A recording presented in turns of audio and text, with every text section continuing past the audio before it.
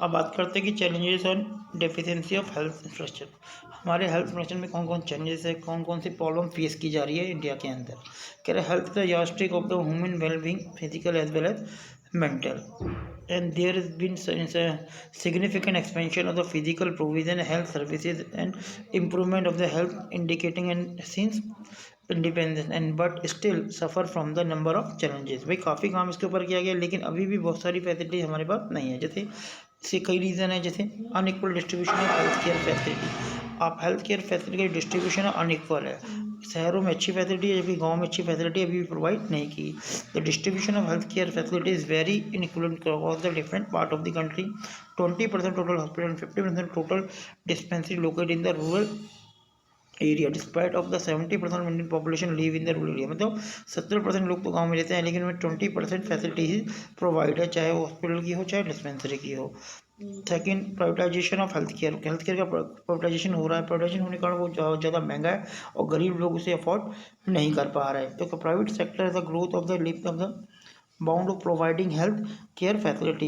The private sector play the major role of the medical education and for training, medical technology, manufacturing and sale of paramedic etc. But the health can provide by the private sector is very expensive, बहुत ज़्यादा महंगे हैं, and which beyond the reach of the major part of the Indian people, जो बहुत से गरीब लोगों की पहुंच से बाहर है। तो वो उन फैसिलिटी को नहीं ले पाते क्योंकि उनकी कॉस्ट बहुत ज़्यादा होती है और उस कारण से काफ़ी प्रॉब्लम फेस करते हैं।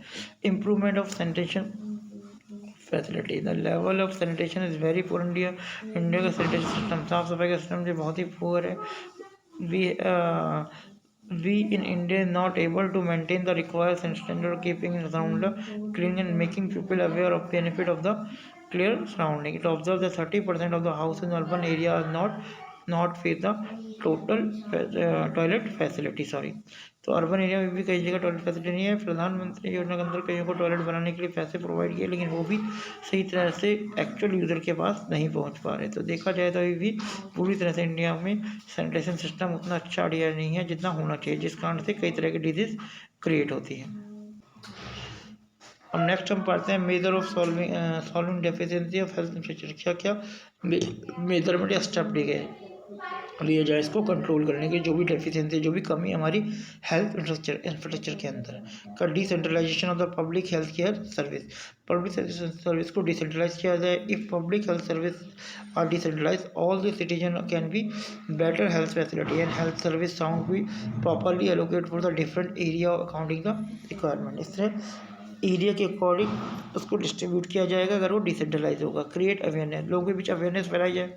कैरेटी is the critical to create the awareness of the health and hygienic, proper sanitation, methylation, communicable diseases and availability of medical assistance. The awareness, these awareness we create through the newspaper, radio, television, and the role of the telecom and IT sector cannot be neglected for the providing the effective system. तो लोगों को इसके प्रति aware किया जाए ताकि लोग जितना ज़्यादा इसके प्रति अवेयर होंगे उतना ज़्यादा हेल्थ में हेल्थ को बेटर बनाने में हेल्प होगी। easy access of the healthcare facility in order to provide the basic healthcare facility of the necessary and affordable need of the integrated and coordinated our basic health facility। तो easy access बनाया जाए, लोगों को आराम से facility, basic facility मिले। Increase in investment, इस क्षेत्र में गवर्नमेंट को इन्वेस्टमेंट के ऊपर भी ध्यान देना चाहिए। कह दिया the lack of investment specially public health के लिए गवर्नमेंट ज़्यादा इन्वेस्टमेंट नहीं करी। Therefore the investment should be increase so more health and can institute be open and new innovation research can be created for development treatment of some dangerous disease. Private sector and foreign sector can also be give more concession and incentive so that the investment can increase in the all level। इसका तो government को इसमें investment करनी चाहिए और जो private sector इसमें आ रहा है उन्हें कई तरह की कंसेशन और फैसिलिटी प्रोवाइड करनी चाहिए ताकि वो सेक्टर्स में आए और लोगों को अच्छी हेल्थ इंफ्रास्ट्रक्चर फैसिलिटी मिल सके।